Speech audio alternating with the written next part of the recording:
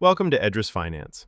In this tutorial, we'll show you how to quickly import your Interactive Brokers account into the platform and start tracking your trading performance. Start by opening the Trading Accounts section from your EdrisFinance dashboard. Next, click on Import Account and choose Interactive Brokers from the list of supported brokers. Enter a custom name for your trading account so you can easily identify it inside your workspace. Then, enter your current account balance to help EdrisFinance generate more accurate statistics and analytics. Once everything is ready, upload your Interactive Brokers statement file to begin the import process. Please wait a few moments while EdrisFinance securely processes and imports your trading data.